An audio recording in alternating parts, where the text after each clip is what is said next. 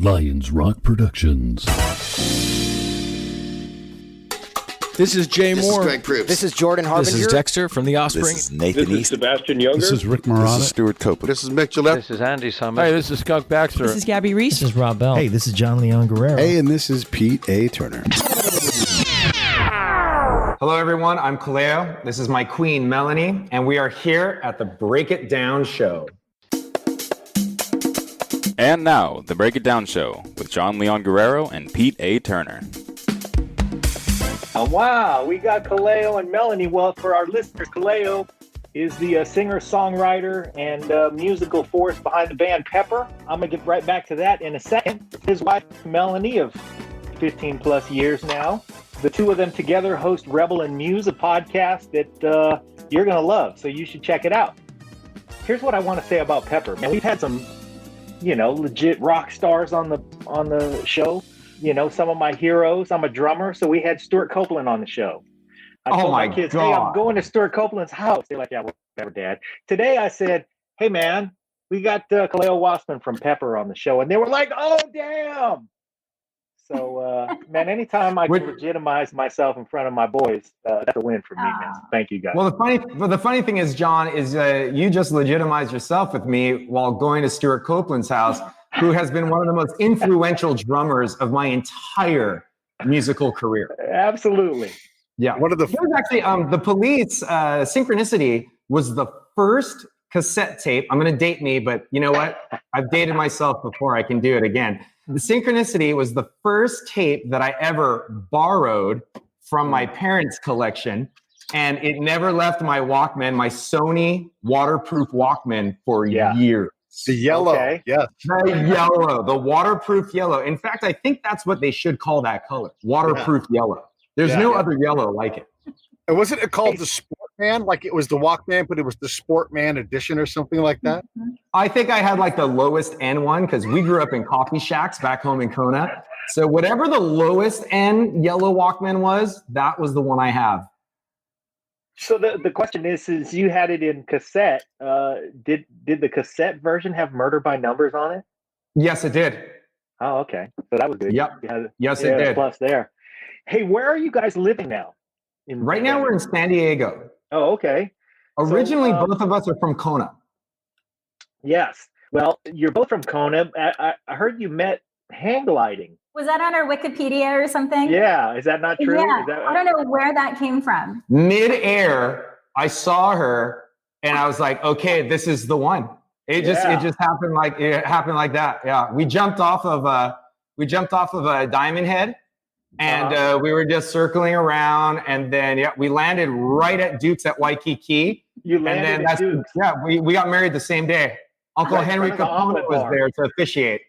Yeah, everything you read on the internet. That's right. That's right. So no, I think the part of the story they left out was you landed, like you ditched the hang gliders and landed running, right? And then you walked right up to the omelet bar at Duke's, and you had brunch. And what better first date than that? There's nothing like a Kahlua. There's nothing like a Kahlua pig omelet first thing at 8 a.m. on Sunday morning. Yeah. That is awesome. No, that's not the truth. And Wikipedia also says that Pepper is from Juneau, Alaska. That is also not the truth. Wow. Huh. What? Yeah, we're a small three-piece from Kailua Kona in the middle of the Pacific Ocean, located on the island of Hawaii, or a lot of people know it as the Big Island. And so the three of us started playing music when we were in high school. And then we just simply knew that we could only go around the island so many times. So we jumped off the island, came to San Diego, actually lived in Carlsbad. The first town that we ever moved to was Carlsbad. And we just started playing music from there. I find it interesting that all three of you, you met on Hawaii, and you all, like, none of you had any misgivings about the fact that you need to leave the island to expand your audience. But you went to San Diego, which is almost like Hawaii light as far as like the mainland is concerned. If there's a transition place that's kind of the best, it's San Diego. Why San Diego? I think it was because it was a perfect entry point to get out of Hawaii. However, If Fit ever hit the Shan, we could fly right back there and be there faster than anywhere else in America. That's right. So it was one of those just those strategic moves. But when we first moved over here, we didn't allow each other to get jobs. We were all waiters in Hawaii, making lots of money because it's what you do. And so for us to really focus on the craft that we wanted to perform and create, we held ourselves accountable for getting jobs outside of the band. So we never did, which meant a lot of fasting. Before fasting was even a thing, we were doing it all the time. Intermittent fasting for a week at a time. Oh my God, you're talking like months, man. We all kind of like looked like Jesus on like the worst day of his life, but we were still happy to be playing as much as we were, which wasn't much, but we were still making that connection. And, it's like sink or swim. That philosophy really helped us. Yeah. So at the time, now, Melanie, where were you during the San Diego transition? At this point, yeah, I was in Europe for a couple of years, just traveling around. And then I made my way to San Francisco. And I lived in the Bay Area for a couple of years. My brother was their friend in high school. No, he's still my friend. Well, yeah. Yeah. Obviously. And he asked if the band could come through and stay at my house in the Bay Area. And it was, as soon as I saw him walk in the door, although I did have a boyfriend at the time, but I saw him walk through the door, I was smitten. So a couple of years later, I made my way down to San Diego and I asked if I could stay at their house for 2 weeks, and I never left. Uh-huh. Yep. Okay. That was all over. That's better than the hang gliding story. Right. Right. Yeah. I still don't know where that came from. It's pretty funny. I don't know. And then years later, Melanie Melanie really got me into my yogic journey because she was already established. Now, she was doing yoga as a kid and then took a break, came back to it, and she found a studio with one of our greatest teachers that we share. Her name is Danielle Fowler. Mm-hmm. And Melanie went through teacher training and she became a 500-hour YTT. And this inspired me because I was just watching her. Like, I want to pay more attention to my health because, as you know, on the road, it's, you're eating at 2 a.m., probably a chicken wing. And then you're drinking Jaeger by 6 p.m. And then you're on stage at 8. And then you eat a chicken wing again at 2 a.m. So that cycle was really not what I would say built for longevity. So I was really, really interested at the time of what Melanie was doing. And then I decided to take her and Danielle's teacher training program, which has allowed me to really enjoy so much more of life, not just from my health, but from the perspective that I get to put into my music and my projects and my career. And also to be able to really get back into nature with our workshops, as our Rebel and Muse workshops. Yeah. Well, I want to tell our listeners that they should follow Melanie at Jellybean Purple on Instagram. And, and we're at Rebel and Muse too. You can get both of us there. Yeah. There you go. What were you going to say, Pete?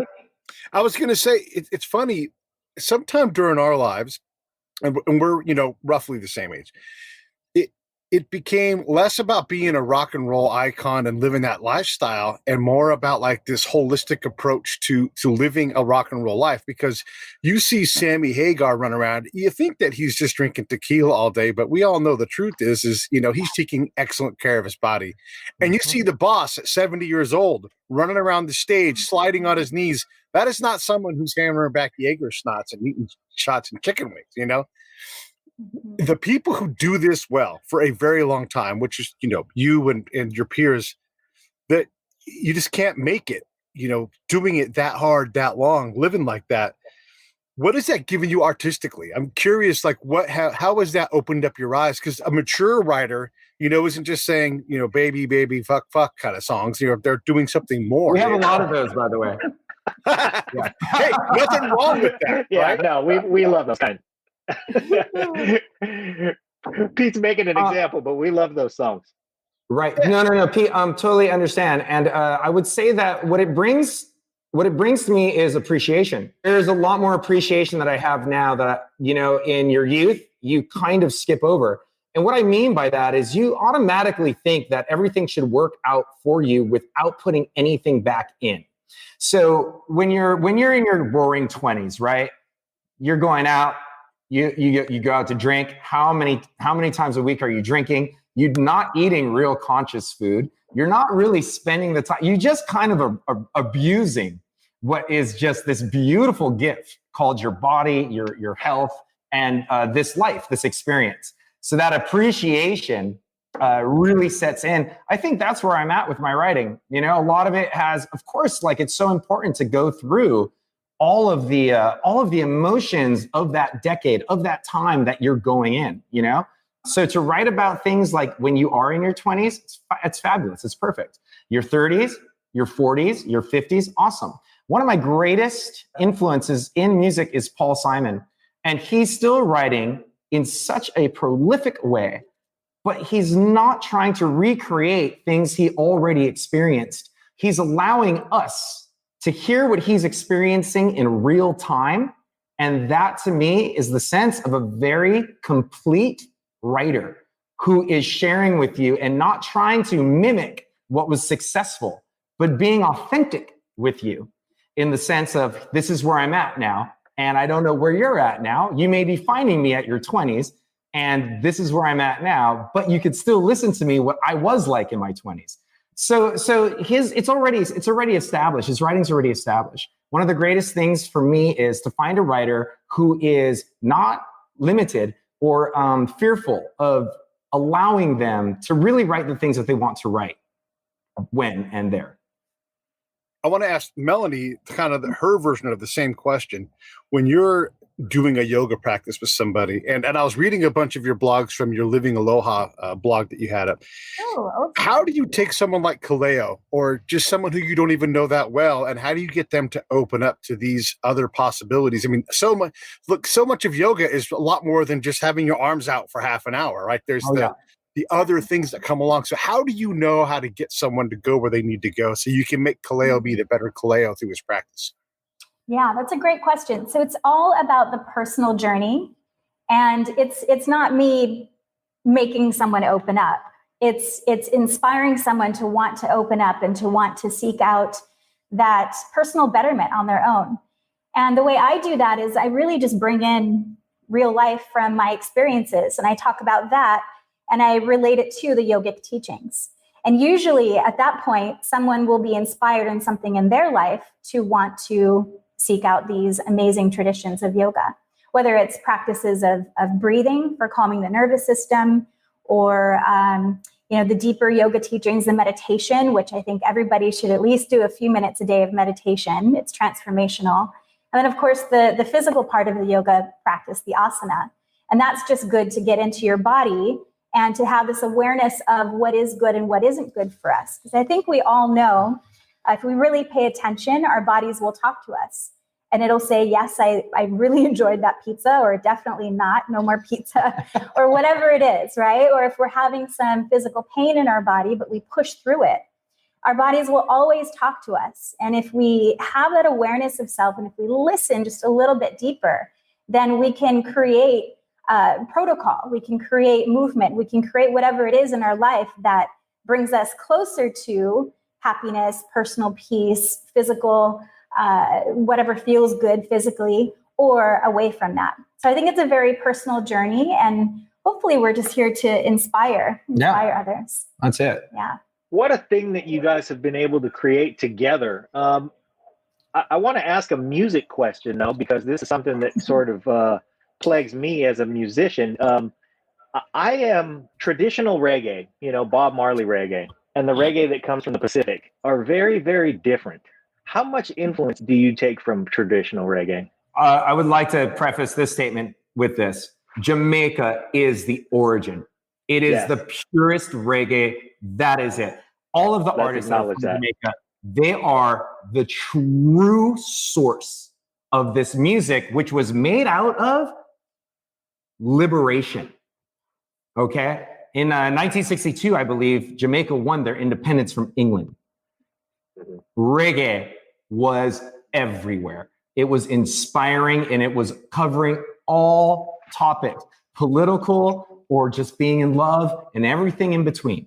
So the origin of all reggae music around the world, and yes, it is a global genre, is the true form is Jamaica. And all the Jamaican artists should be revered and respected so highly. And we should really use them in the sense of, and when I say use, really use the connections of what we have with them and bring them into this American or States reggae that seems to be more popular and more popular all the time in the States. Now, referring to island reggae, that is different. And growing up in Hawaii, we were always there.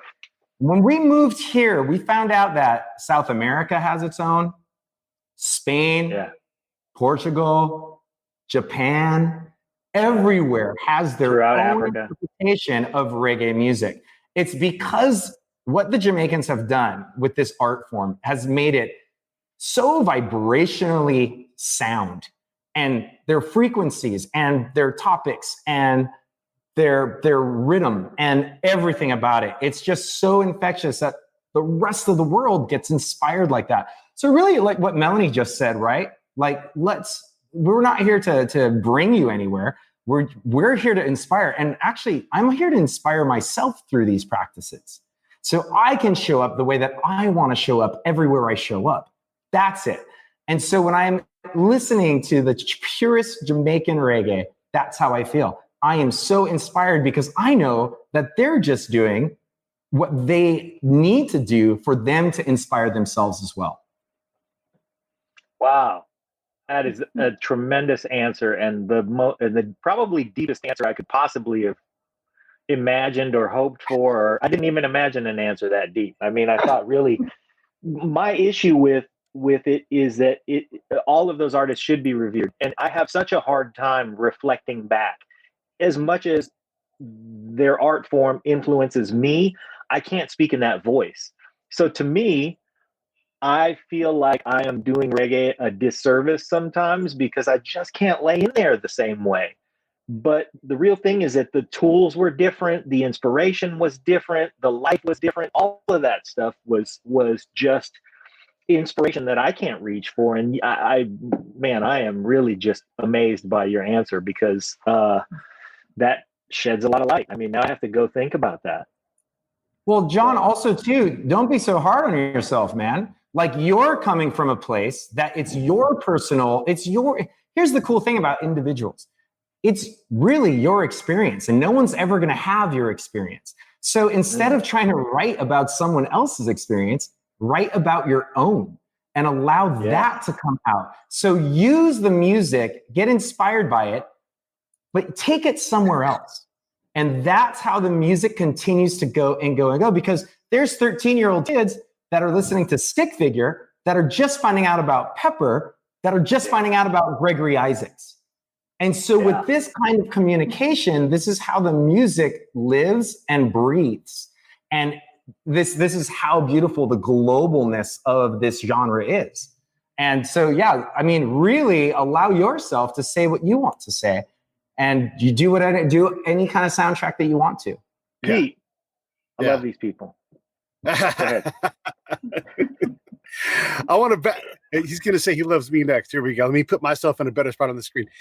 Kaleo and Melanie, this is John's comeback drumming gig. We're at Dwayne Wiggins' house. He's in one of the Tonys from Tony. And Levi Caesar says, "Oh man, our drummer is delayed. What are we ever going to do? We need to practice." And Juan Escovedo, who happens to know John because they did a gig 20 some odd years before, says, John plays the traps, and they all disappeared off to their instruments, and left John standing there like, well, now you're playing, And I hadn't touched drumsticks in 15 years. Yeah. So that and Juan Escovedo signs off and says he plays the traps and just walked away. Everybody started getting back to work, and so that was his comeback gig. So don't let him fool you. He can find the groove, even if it's old and rusty. He's a funk drummer, but he'll get there. Yeah. Oh man, if you have an opportunity to play. Yeah, I'm back in playing shape. I'm fortunate enough that I'm in a band now called the Uncommonwealth, and we have a space that's big enough that we can socially distance but still rehearse. So we're looking forward to bars getting back open again. Now, speaking of that, though, while we're waiting this out, you've been streaming, you guys have been podcasting, you've been staying busy. Has being forced into isolation informed what you think you're going to do when everything opens back up? You're able to play Red Rocks and things like that? Oh, man. So this has really been a year of reflection, right? I am not mad at 2020 at all. I've been able to actually stay in one place for the first time since the 90s, longer than a week. It's been really incredible for me to discover who I'm becoming. And not only that, but really taking this one moment to finally realize that I've been on this nonstop conveyor belt for the last 20 years. What we've been able to do virtually and what the technology is available to us right now has been stunning. Because if this happened in any other year, it would have been, maybe a little more difficult. With that being said, maybe not. But what I am looking forward to is to be able to incorporate the skills that Melanie and I have been able to get through the virtual experience, bring that into the next part, and see what kind of balance we can come up with as far as our virtual and our physical experiences. So instead of having to do the tours or having to do the retreats all the time, we can be like, yeah, you know what? Let's do this. Let's do April virtually, and then set up our entire, timeline for that, and then get grounded, get connected to home, get the routine, be, just really, really have that earthing, that grounding effect. So I'm really inspired that, if it wasn't for this pandemic that happened in 2020, I would probably just be blinded, still running around on the conveyor belt and not exposed to what we can do. And we've had some great retreats and workshops as far as Rebel and Muse. We have some great pepper wine experiences because, now we have our own wine. It's been so phenomenal to be able to know that there is so much that we can do when we can't go anywhere. Really you all have been busy developing a lot of different business interests. Talk a little bit about some of the ways you have diversified and some of these different projects you've got, because I've got a whole list of links here I got to get through. So, well, Mel's going to tell you how we pulled our retreats since we weren't going to be able to have them virtually. Yeah, so we normally do retreats around the world, and obviously that's not possible at the moment. So we've gone online, and my weekly classes, I used to own a yoga studio, and thankfully I sold it before COVID. So I taught in person. We held all of our workshops there. So we pulled it. We went online. I do my weekly classes on a platform called Lively, and I have all of our virtual events. We have workshops that are yoga related. We have workshops that are relationship and self-love related. We just encompass everything in life with balance. And we do all of that now online. And it's been a really interesting year to have to learn and pivot and get creative with how we do offer things. So let's see, our workshops, we do that through our website. We also have one-day retreats. So if we can't be in person, we can give you a full experience in a one-day retreat. We have our own Rebel and Muse sparkling wine coming up, and that's going to be launched on February 1st. And this is kind of a project of love, since Pepper has been in the wine business now for a couple of years, 3 years. Yep. So now Rebel and Muse is coming out with our own version, our own sparkling rosé. So that's been a really fun learning experience for me personally. And so we'll be able to use that because here, Rebel and Muse, it's not like we're not going to take you to a mountaintop or a cave and make you fast and not have any negative thoughts. I would love to personally, but not have any negative thoughts or anything like that. It's more like we are real world based technicians. So it's like, I want to be able to find balance. And how do I do that? Well, I'm going to wake up, do my morning rituals and my routines, maintain that focus on health, go through my day, create as much as I can. And then I'm going to put on some kind of blue and open a bottle of red and wind down that way. And so it's a practical way for us to approach life. Instead of going all in or extreme in one direction, you find that balance. And you find the tide, the ebb and flow of that tide. And then so having this sparkling wine that we're about to launch we'll be able to do an event based around that. So we're not really tied in any sense to just being one thing. And by the way, who wants to be just one thing? You could never be just one thing anyway. You are a massive like explosion of colors within one being. So let them shine, you know?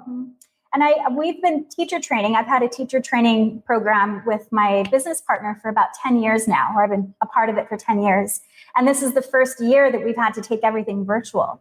So we're starting a completely virtual online teacher training group, but now we can reach so many more people. We have somebody coming in from Hawaii. We have someone joining us from Colorado. I think we have a Wyoming woman joining us. So we're really able to reach so many more people.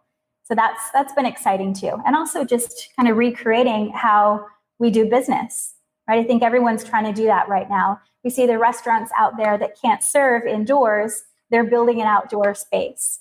So it's about pivoting and recreating. It's been really fun. Can you describe a virtual wine event? How's that go? Okay, check this out. So we were wondering how, because when it comes to sound, you being a musician, John, and I also saw that guitar in the background, Pete. Don't try to hide that one too much. That's right. My whole main focus is, okay, well, I don't know if I want to perform because the sound isn't going to be the way that I want to. So we invested, and I was able to pre-record the shows. So I can run it through my home studio, which has been set up for years now.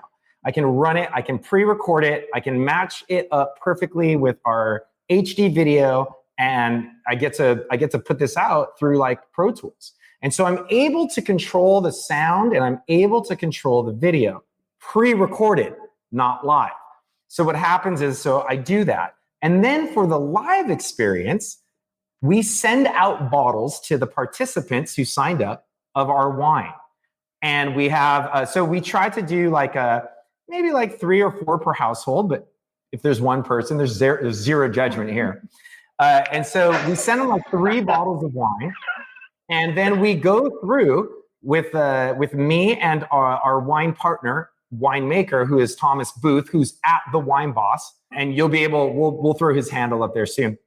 But we get on there and he's our somm. We make wine together, you know, just as far as like from my palate and from his expertise explanations. So we're able to tell you about why we have this wine, why we made this wine, why these grapes, and why now. And so everyone on the Zoom platform or whatever platform that is on is able to learn from a somm too. And from my perspective, just being a connoisseur and a wine enthusiast.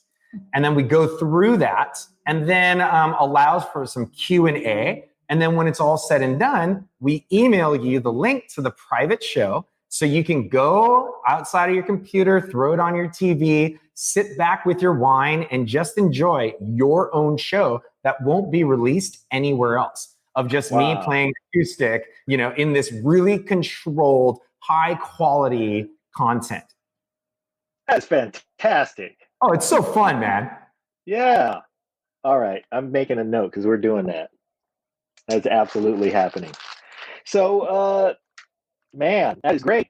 Now, with the sparkling that you guys are doing, did you conceptualize that together? Was that a joint mission between the two of you? Oh, definitely. Yeah, it's what we drink a lot. Yeah. It goes with pizza and tacos and everything else, right? Yeah. Well, check this out. Here, this is my favorite thing, right? I love saying this to all my super masculine friends. It's like this. It is impossible to be angry when you're holding a glass of pink bubbles. Yeah. You just come for a place like, there's just no way I can do that. You're holding pink bubbles. What else is it? You might as well just throw a goddamn puppy in the mix. There's no way. There's just no way you're going to ever be angry. And to tell you the truth, like these years of my life, I love being authentically happy way more than disrespectfully angry. Right. Or disrespectfully masculine. Even better. Perfectly said. Mic drop. Yeah. So, that's Wait, no, talk perfect. off the mic. We're not done yet. What, Oh, that's hilarious. Talk to us about if we do Spellbound Botanicals. a virtual wine event, do we get to choose the wines, or are you curating the experience? Okay, John, to you first. Pete, we'll come right back to you. All so, right. John, no, it's a wine tasting. So we pair the wines in that order, and there's 3 usually. We'll go up from there, and then we all have the same wines. We all discuss what it is, and then this way we take the pretentiousness out of wine, and we make it really accessible. So if you have no idea about wine, you're not going to go to a place where you feel inferior. What you're going to do is you're going to have a lot of fun with a lot of people working together to understand wine more, because wine really is exactly like music. So, some people are going to love the Police. Some people not too much. Some people are going to love this Cabernet. Some people not too much. It's really the same thing. So to some people, when you tell them what it's about and they get a better grasp of what it's about, then they can learn to appreciate it. Exactly. And that's really what, that's the power of knowledge, right? Yeah. Okay. Wow. And now, Pete, could you repeat that question? Yeah. Talk to us about Spell Botanicals. Excellent. So Spell Botanicals is a company that I created. It's all organic, oil-based skincare. And I created this. I went to school for holistic health therapy, and part of that was learning all about herbs. It was a clinical herbalism course. And I really got inspired to take a look at what I was putting on my body. The skin is the biggest organ, and whatever you put on your body, it can really bog down all of your systems if you're just lathering chemical upon chemical on your skin. And so I looked at everything I was using, and I couldn't even pronounce it. So I got inspired to do an oil-based, all botanical, everything organic, earth to skin business. And I did it for a few years. I sold it just out of my yoga studio. And then when I sold that, it was just local, people still wanted it. So I'd meet them here. And then a dear friend of mine sat me down during COVID and said, I believe in this stuff so much. I believe in you. And she's an amazing marketer and brand development. She's like, I want to partner with you. Let's take it to the next level.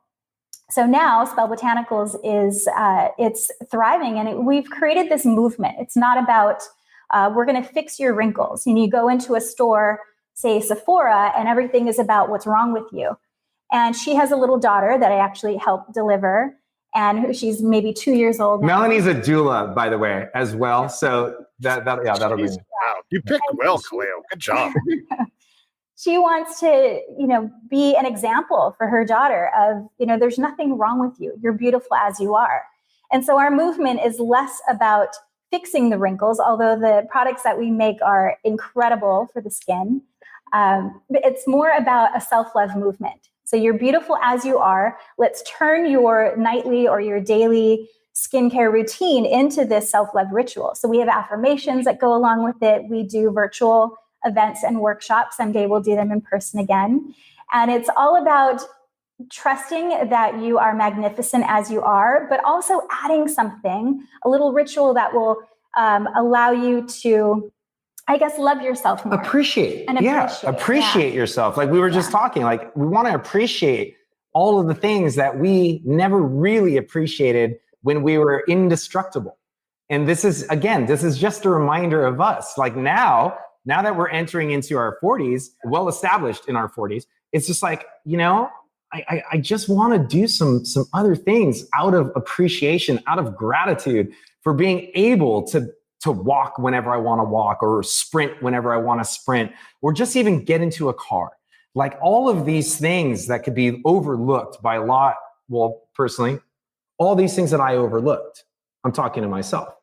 I'm getting to the point where now I get to carve out a little more time, a little more appreciation. And these rituals that Melanie is talking about with Spell Botanicals are one of those kind of things. Mm-hmm. And every one of our products, you could basically eat it. It's so clean. There's no preservatives. There's nothing that you can't read. You could actually put everything on your salad. Yeah. Even we have a personal lubricant. You can even put that on your salad if you want to. It's that clean. Mm-hmm. Not that you would really want to do that, but Yeah, but with a little bit of vinegar, why not? you know, Yeah. if you couldn't find a dressing, you could actually Throw some apple cider brags. We're good, man. Yeah, right. Man, it's great that you guys have really created a business out of all of your disparate interests that are really all lifestyle stuff about betterment and greater appreciation for living your life and enhancement to all of the senses and everything that we all enjoy just living. This is terrific. Thank you. Yeah, you know, it's a daily reminder for myself to live this path of self-love and bettering myself. And when you are able to better yourself, you can show up better for the world, right? For others. And That's why they call it a practice. Yeah. They call it a practice and not a perfect, because you just got to keep practicing. Man. So to surround ourselves with all of this, it's a really good way to practice it every day. Yeah. But it's perfect that you said that you're showing up better for the world, because as an artist, Kaleo, you get the example of Melanie presenting better for the world every single day, and you have to. I mean, I know right now, of course, after all these years, you're along for the ride, but you had almost no choice but to be the best you that you could present as an artist. What say you? Oh, definitely, man. Like, Melanie has got to be one of the biggest inspirations of why I'm still alive, in the capacity that I am still alive. And I grab so much strength from her practice, implement it in mine, that gives me strength. So when I show up, like Melanie's saying, anywhere I go, I want to show up so I can be, hopefully, something more to someone else. Yeah. And to give them just another, like, okay, cool. He's doing that. That's kind of cool. Maybe I should do that for a little bit. But again, this is a practice. It's every day. Some days are going to be harder. Some days are going to be way more negative. Some days are going to be way more positive. But to show up and to also have the awareness of appreciation, that truly helps me out a lot. And then I'm able to put that in anything that I do, whether it's career or personal. You have toured with a lot of different artists, running the gamut from Sublime to No Doubt to Snoop. As you go to festivals and stuff like that throughout your life, as you have shown up as best as you can for everybody, has there been, and I'm sure you've been an example to some people, other artists have looked to you and said, man, this guy's got it figured out. I should probably, be a little more introspective and figure out what he's figured out. But have you consciously grabbed somebody by the hand and said, hey man, you know what, this would be better if you, and mentored any younger artists or maybe even older artists about how they can create greater longevity? Is that something that gets discussed on the road? I would never grab anyone by their hand and say that you had to do something different. What I would do is I would look at what they were as a contrast to what I want. And then I would put the effort into my showing up not like that. The old term of leading by example, that's all I do. Plus, for me, honestly, I have so much to improve on myself that I have no time to criticize anyone. I don't have that time. It takes away from the improvement of who I'm really needing to improve. And so if there is any mentorship happening, it's usually when someone comes to me and wants to talk about something or see a different perspective, maybe ask my perspective. Then I can have a conversation. But then this is also another opportunity for me to remind myself of how I want to show up, right? And that's really all it is. I look at it as like they can take it as a mentorship or however they think. But for me, it's just an opportunity for me to reestablish out loud, this is what I want. And so that helps me to, again, just improve where I'm going. Wow. I'm curious, when I look at the title Rebel and Muse, is either one of you Rebel and it's either one of you Muse? I don't want to put a role on anybody, but let's talk about that. Because I got a feeling that Melanie might be Rebel. It's both and. It's both and, man. So when we created Rebel and Muse, the idea, the concept behind the name was that when you are doing the work and you're able to show up as your authentic self, then you're kind of being a rebel because you're not going along the constructs and the conforming to what society wants you to be. So when you're actually stepping into your power, living your authentic life, you're kind of a rebel. And when you do that and other people see, they mirror that and they see, wow, I want to be that as well, then you're also the muse.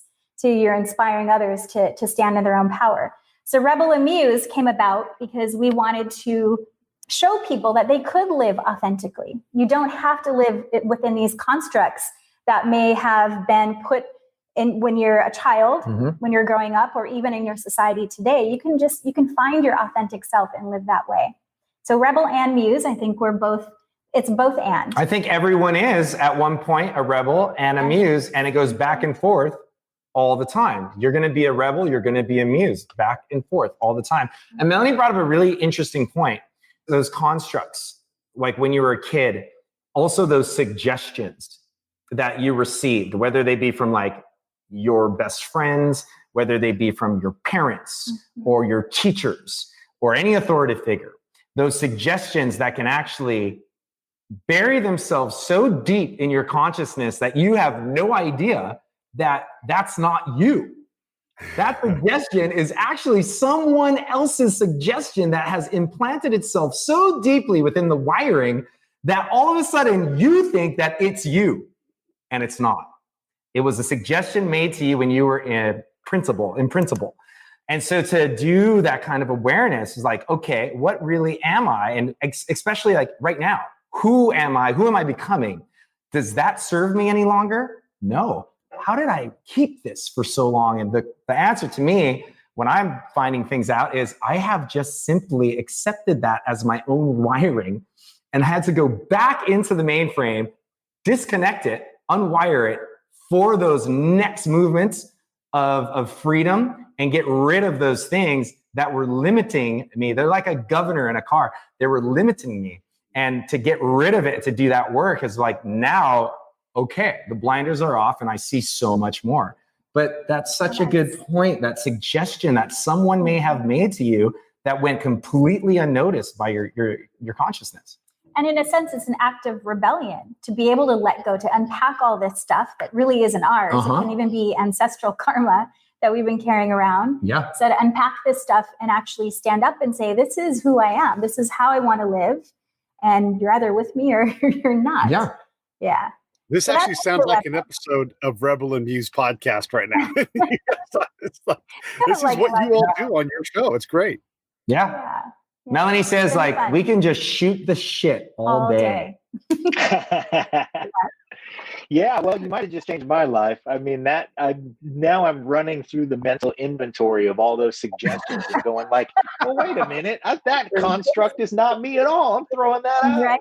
Just things that people have said to me, influencers of all kinds, including people who's like early teachers who I really were, who really influenced me positively on a grand scale, who taught me like, well, you ought to play this way, for instance, just as a, example that everybody can glom onto. You ought to play this way. Well, that's not how I play. And so that might have worked great for this great teacher, but maybe that's not what I was supposed to learn from that person.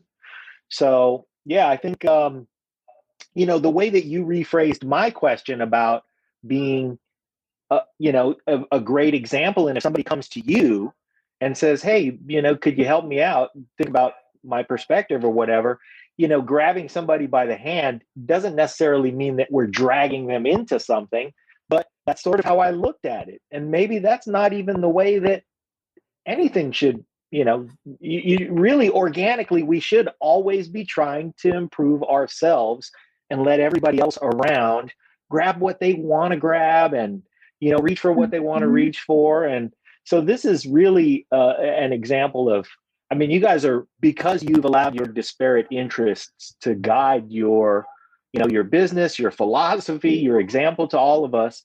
This is really, it's all organically life-changing and seems like something that you probably would have done on purpose if you could look at yourself from 10,000 feet, and here you are doing it anyway. I mean, did it all happen on accident? It's a practice, remember? So it's just one of those things where, like, something comes into the perspective of you, but it's a practice and it's a constant practice. And again, the more you practice, hopefully the easier something can get. Mm-hmm. No, we're students of Tantra and Tantric intimacy. Yes. And some of the teachings are that there's three people or three entities in a relationship. So there's self, there's other, and then there's the relationship on its own. And so to let go of all your constructs as individuals, you can come together in this relationship clean and clear of all of that other stuff. And I'm not saying it's already happened. This is, like I said, it's a day-to-day practice. But then this relationship can grow as its own entity. And that's what we've been, 20 years together. We haven't spent this much time together in all of that time as we did in 2020. And so we're really grateful that we've had this chance to really foster the relationship as its own being, basically. Wow. And throughout that's where all these other businesses can thrive. Yeah. We've sort of covered this, but I just want to back up and talk a little bit about being a modern couple right now. We have all spent a lot more time with our significant other, and our relationships are in a different place. How does one just kind of look at that and start to reframe what that is? I mean, it's easy to get sick of one another when you are stuck 24/7, all of your stressors, all of this doubt, it has nothing to do with your partner, but it's easy to take it out on them. So how does someone who's feeling stressed out by all of this, how do they take their relationship and open it up some and develop some positives out of this hard year that we just experienced? I'll go first real quick. For me, it's always self, whether that what we were talking about, how do I want to show up to anything, to anywhere that I go? If I am not understanding or aware of what I am feeling or who am I at that moment, that's going to be very difficult for anyone else around me to figure it out. I need to get centered here first. And with that, it gives me enough time and enough practice to show up. And then you'll be really amazed on how effortless relationships are, not just significant others, with your parents, with your colleagues, all the way around. It's like, it's almost too simple of a philosophy to get right with yourself, then go out, And whenever anyone hits me with any kind of, let's just say, not what I would want to be hit with, then I'm going to look at that. Okay, so what kind of reflection is this at me? And am I going to be reactive or am I going to be proactive with this kind of energy coming at me? Because it really is up to me. I can't control anybody. I can't control the world. I can't control anything except for me on how I'm going to react and be proactive. Those are the things that I can control. So when something hits me in a way, I have the opportunity to really understand it more instead of sending that immediate reaction, which, by the way, may have been something that was suggested to me a long time ago. Yeah. Wow. Now, and I can add to that specifically for being, working at home with a partner. We were used to him going off on tour, and I did all my stuff at home. And he comes home, it's really fun. And it was so fun in the beginning. We got into a Yahtzee game at 3 p.m. every day. And it was like, you guys remember that, right? We're like, wait. When quarantine first started. I think it was like March 16th or something. We're like, wait. You mean we can just start drinking anytime? Yeah. This is incredible. Listening to the Doobie Brothers playing Doobie Yahtzee. Brothers getting the Yahtzee out and going for it. And it was all fun and games. And then you realize, well, shoot, now we're going to be in this for a while. So yeah. We've been doing this for 2 months. We need to recreate, our entire work life, basically. So to have that respective space, and this is something that was tried and true in the very beginning that we just kind of fell into, was, it was so fun to have him home. So he'd be in his studio working, and I'd call out from here, hey, babe. And I'd, interrupt him, or he'd do the same thing when I was on a thought on an email. And so we came up with these boundaries, basically, to ask for the other's time. Either send a text, an email. Hey, do you have a second? When you're done, can I have a few minutes of your time? Even though we're in the same place, the same space. just having that respect and appreciation of the other one's time. It doesn't matter if, you know, you're looking up something trivial on Amazon. It could be for something important, but it's still your time. So to have that respect and honor boundaries was really important. And we kind of fell into that pretty quickly. Yeah. And it's been a great year working together. Yeah. Yeah. That's awesome. Yeah, this year has been a challenge for people just because their personal dynamics have changed. And you guys have, throughout your careers, have adjusted and, you know, made something out of sometimes nothing, sometimes something better out of something. And so your ability to shift, make adjustments, adapt, that's not a surprise. What is a surprise, I think, is how much has grown out of it and how much we can all take example. So I would like to just remind our listeners, because we're going to release this as an audio podcast as well, and they're not going to see the stuff that's at the bottom of the screen, but go to rebelandmuse.com, start there. You can get all the Instagram handles. You can follow Kaleo and Melanie both individually, and you can, you know, follow everything they're doing. Also, pepperlive.com. I mean, there's all kinds of content to explore and enjoy, and you can now enjoy it as part of a wine experience. There's yoga, so you can better yourself all day long, as well as drink wine all day long. All of these things can be done all day. Practice as much as you want and as much as you can. Wow. Hey, hearing you say that, it's making me dizzy that we have so much going on. Wow. This is why we have our planners and spreadsheets. Yeah. For sure.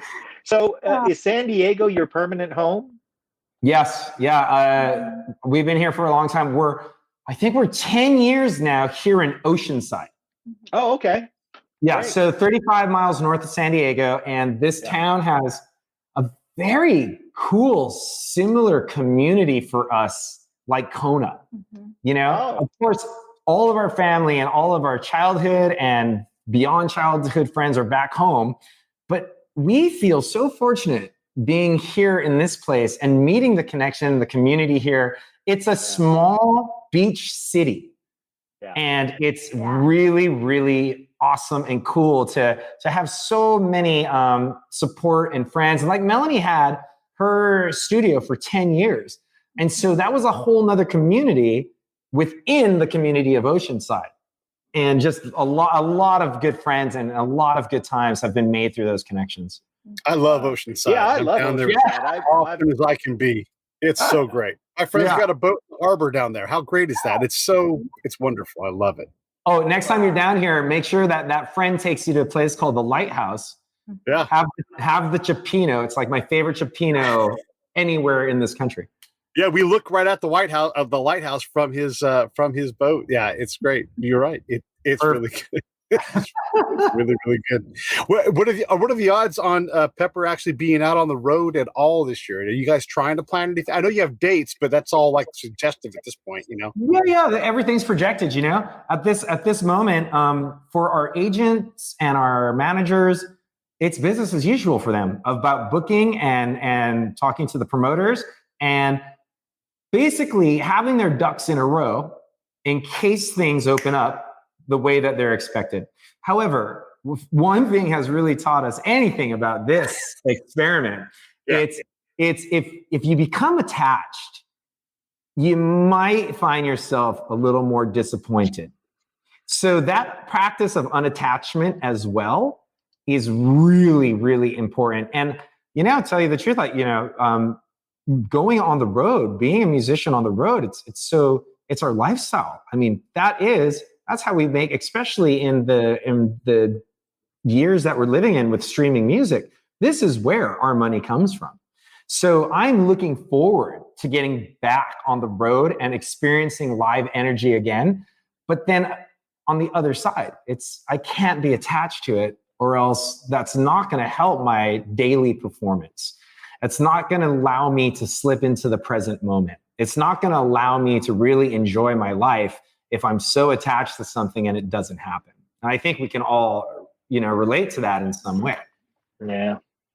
Well, I want to shout out that looks like you have a gig because I'm in the Bay Area. So it looks like you have a gig scheduled if gigs happen. July 8th at the Greek in Berkeley. Uh-huh. Is that right? I love that. That's a great venue. What a great venue to see you. That is a great venue.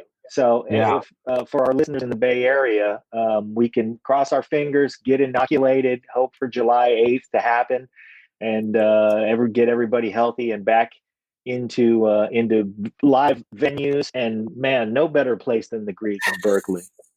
I do love it. Like that town is just, it's magic. Yeah.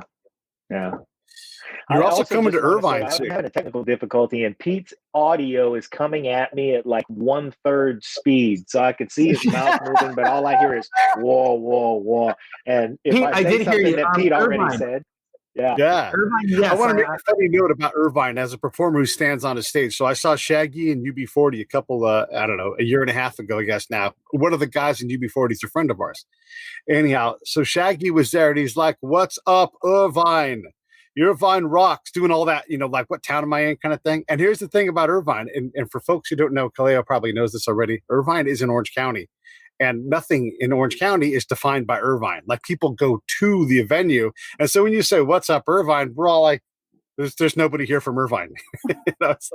It's such a weird place like that. But it is, have you played the 5 points? Yeah, we played the 5 points. I think I've been there 2 or 3 times, and I was really disappointed because I think the UB40 Shaggy concert, I really did want to see that so much. UB40 is so important, and Shaggy. In fact, to tell you the truth, one of Pepper's very first gigs when we were just starting out in Kailua was opening for Shaggy and Born Jamaicans. This is 1990. Yeah. Wow. That's a big gig. Oh, it was massive for us, man. And so we missed them by a couple of days. But 5 points, I mean, it's a massive, cool thing. Whenever we're there, we're like, "Hello, California," and that is, that's exactly what we do, right? And then we were always at the Meadows before it was and then it was Verizon or Coors or something like that. So yeah, I mean, we basically, tell you the truth, California has been so good to us coming from Hawaii. And without this place to start, it would have been much, much more difficult. California has always been our home away from home. When I say California, I mostly mean Southern California, but Northern California is gorgeous as well. And we've had a lot of stunning times there. Honestly, to tell you the truth, though, they are completely 2 different states, almost 2 different countries. But no matter what, I mean, if you're going to ask me to pick between Italy and Spain, you're not going to find an answer. I'm gonna always go to those 2 places. My answer is yes.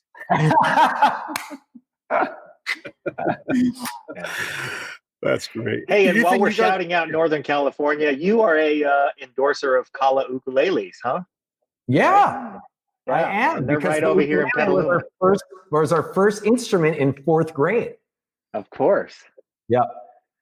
That's like if you grow up on an island, it's like when you take music classes, in somewhere continental, they give you the recorder so you can figure out what a scale sounds like. Exactly. And so did you also know that a ukulele, it's a Hawaiian word, but it was introduced by Portuguese ranchers? Wow. No. So when Hawaii was discovered, I don't know, 1776 or something like that, by Captain Cook, and then maybe I would probably say 50 years later, they started to understand there was a lot of ranch land in Hawaii. And so they didn't have cows. So they brought cows over, and then they had these Portuguese cowboys in Hawaiian, we call them paniola, and they brought with them these tiny little instruments, these ukuleles. And ukulele means jumping flea. Dancing, jumping, dancing flea. And so ever since then, when the Portuguese showed the native Hawaiians how to ranch, and at night around the campfire, they bust out their ukulele, and then that was the explosion of the ukulele, and it became such a staple after that into the Hawaiian tradition of music and hula and all of it. Yeah. Wow. Well, hey, we've had you guys for an hour, and we want to be respectful of your time. But I'll tell you, we're big fans. We want to support whatever you guys are doing as often as you guys want to do it. So, you can look for us to host a wine event personally among our friends very soon, because I don't know if you guys saw a comment down there that said, "I'm gonna love the pink bubbly." That was my wife. Oh, I saw that. So I'm now obligated to throw a wine event, but you have to include the pink bubbly. Okay. There's comments. I didn't even notice that over there. Yeah. See, there she is. So yeah, I'm it looks like I'm gonna have to buy some pink bubbly now. But actually, whether that's included or not, we'll buy some pink bubbly, but we'll also host a wine event. We have some very, very good friends who would love that, and they love music as much as we do. So it's perfect. And I would say that it's perfect for everybody. So everybody get in on it. This is something that we can do now that kind of connects us with entertainment and good living. And, we need as much of that during the pandemic as we can all get. I love you guys. You guys are awesome. I'm a follower. I'm going to follow everything. Love you, man. Love you, Pete. Love you guys so much. This was really fun. Thanks for giving us the opportunity to talk more with each other. Terrific. Stand by Let's do for it again. Hey, thanks for watching the show. I really appreciate it. Right here, you can subscribe. Please do that. It makes the show grow. Hit that notification bell so you know which incredible guest is coming up next. Down below is the PayPal link. You can put a small subscription in. That is an enormous help. All that money goes right back into the show. And then right up over here are the next episodes you should listen to.